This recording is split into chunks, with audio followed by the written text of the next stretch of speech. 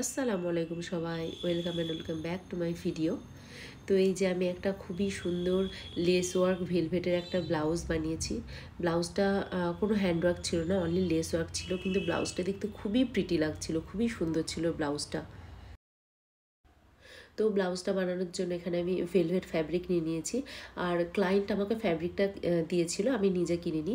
আর এখানে আমি রাফে আমি ড্র করে নিয়েছি অ্যাকচুয়ালি আমি ব্লাউজটা কি করব। তো প্যাকনেক করব ফ্রন্টে, মানে ফ্রন্টটা কোনো ডিজাইন করব না, আর ব্যাকে প্যাকনেকই হবে, কিন্তু একটা ওই রম্বাস শেপের একটা ডিজাইন যেটা করেছি তো ওটা করব। আর এখানে আমি এই যে কটন লাইলিন নিয়ে নিয়েছি, আর আমার কাছে এখানে লেস ছিল, 3 রকমের লেস ছিল। তো মোটামুটি আমি এই 3টে লেস দিয়েই ওয়ার্ক করব এরকম আমি ভেবেই নিয়েছি। তো এরপরে আমি যে প্যাটার্নটা আমি কেটে নিয়েছি, প্যাটার্নটা দিয়ে আমি লাইলিন ফ্যাব্রিকটা এবার আমি কেটে নেব। তো এখানে আমার লাইলিন ফ্যাব্রিকটা পুরো কাটা হয়ে গেছে, আর সেটা আমি মেন ফ্যাব্রিকের ওপর খুব সুন্দরভাবে বিছিয়ে দিয়েছি। তো এরপর আমি সবকটা পিন দিয়ে সিকিওর করে নিয়ে তারপর আমি প্রতিটা পার্ট আমি কাট করে নেব, দেন আমি স্টিচও শুরু করে দেবো। তো এখানে আমার সব পার্টগুলো কাটা হয়ে গেছে, এই যে সব পার্টগুলো হয়ে গেছে। তো প্রথমে আমি ফ্রন্ট পার্টটা করে নেব। ফ্রন্টে কোনো রকম কোনো কাজ করিনি, অনলি প্যাকনেকের যে ডিজাইন ওটাই ছিল। তো আমি ফ্রন্ট পার্টটা প্রথমে করে নেব, দেন আমি ব্যাক পার্টটা করব। তো এখানে আমার ফ্রন্ট পার্টটা হয়ে গেছে, যেহেতু ওটা সিম্পল একদমই, তাই ওটা আর দেখালাম না, প্রিন্সেস কাট প্যাকনেক। আর এখানে আমি ব্যাকে যে ডিজাইনটা করছি সেটা রাম্বার শেপের ছিল। তো এখানে যে মানে আমি দুটো স্ট্রেট, মানে একদম পুরো স্ট্রেট বর্ডার দুটো নিয়েছিলাম। তো একটা মোটা ছিল, একটা এই সরু, মানে 1 ইঞ্চির একটুখানি বেশি ছিল।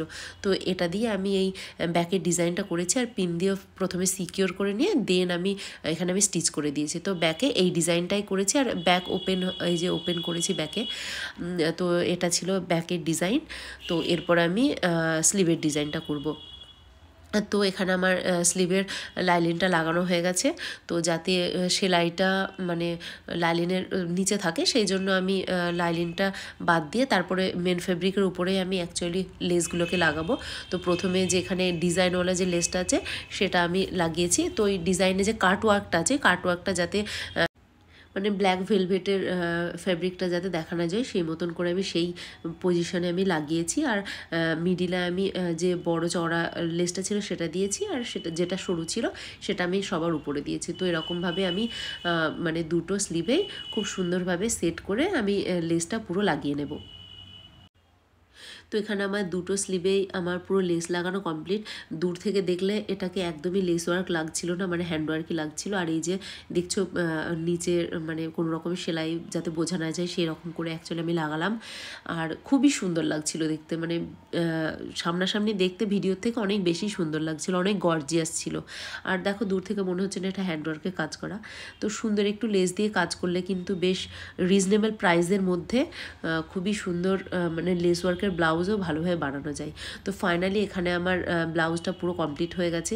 আর এই যে দেখছো ফ্রন্টে কোনো রকম কাজ করিনি, নর্মাল প্যাকনেক প্রিন্সেস কাট, আর যত কাজ করেছি আমি হ্যান্ডে আর এই যে ব্যাকে। তো দেখো খুবই সুন্দর লাগছে, অনেক বেশি গর্জিয়াস ছিল ব্লাউজটা। তো এটা ছিল ফ্রন্ট পার্ট, আর এটা ছিল ব্লাউজের ব্যাক পার্টটার। অ্যাকচুয়ালি ব্যাক পার্টটাই হাইলাইটেড ব্লাউজের।